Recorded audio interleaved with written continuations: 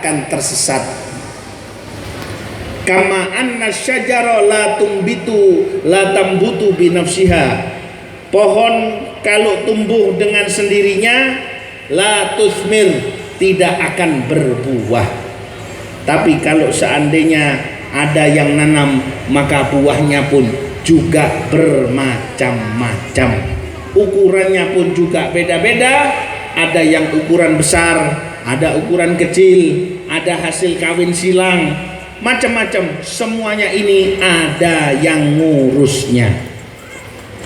Jadi dikarenakan dalam hal yang sedemikian rupa ini penting, bukan sekedar pandai di dalam berorasi, bukan sekedar pandai di dalam menulis. Alhamdulillah sudah ada yang punya karya tulis, sukses berarti gurunya.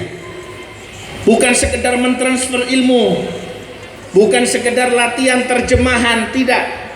Tetapi ketika sudah menghasilkan sebuah karya, ada bahtul masail. Dan yang paling penting adalah manfaat bagimu fid din wad dunya wal akhirah. Kita tidak akan ditanya waktu di dalam kubur, apakah kamu hafal alfiyah sampai bait berapa?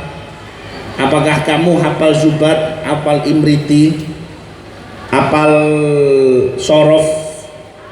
Sorofnya ini apa, sorofnya itu apa? Tidak. Tapi suatu saat kalau kamu yakin keberkahan kitab itu bermanfaat meskipun dalam kubur, ya, kalau yakin dengan kitab itu dan dia dapat nur daripada kitab tersebut, bisa ngantarkan orang masuk ke dalam surganya Allah. Contoh, orang yang hafal apa? Aqidatul Awam, masuk dalam surganya Allah Subhanahu wa ta'ala. Ada orang yang meremehkan salah satu kitab di dalam bab tauhid, ya, kalau nggak salah As-Sanusi Sughra, utiba, dimarahi di dalam kuburnya. Kamu pinter ilmu tauhid tapi kamu tidak belajar syarah Sanusi Sughra yang mestinya engkau pelajari dan malah engkau meremehkan. Gara-gara tidak belajar kitab ini, dia dimarahi, bahkan dia menerima kesulitan ketika berada di dalam kubur. Jadi karena itulah kita belajar daripada ilmu ini yang bisa mendekatkan diri kepada Allah Subhanahu wa ta'ala. Karena itu di dalam kehidupan ini perlu diingat,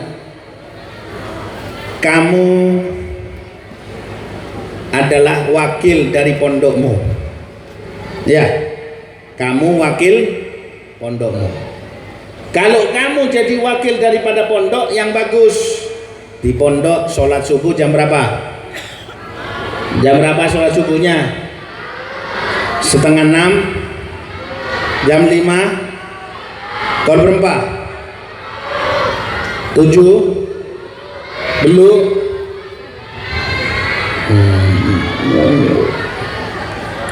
Di pondok teratur, balik ke rumah nggak teratur, betul nggak Bu?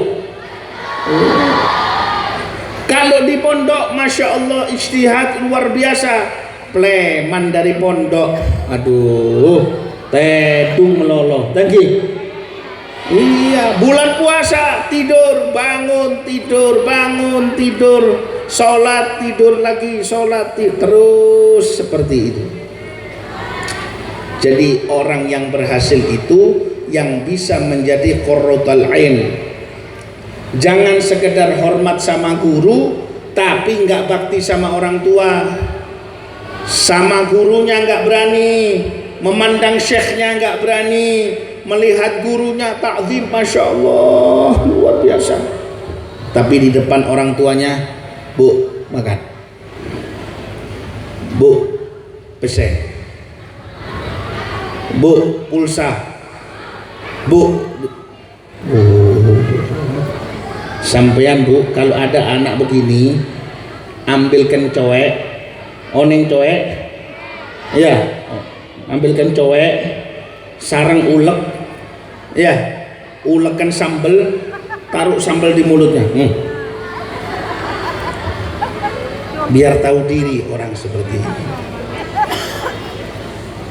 Pondoknya namanya Nurul Huda, madrasahnya An-Nur. Orang yang dapat cahaya, yang dapat petunjuk, artinya tahu diri. Tahu? Orang ini kadang tahu tapi nggak tahu diri, ini yang repot. Tangki. Iya, faham tapi nggak waras. Orang kalau tahu diri, dia bisa menempatkan dirinya sebagai hambanya Allah. Dimanapun dia berada, berbicara dengan siapa, bersikap dengan apapun daripada makhluknya Allah, orang ini jadi bermanfaat bahkan kepada Allah Subhanahu wa Ta'ala. Dia bisa merayu kepada Allah Subhanahu wa Ta'ala sebab dia tahu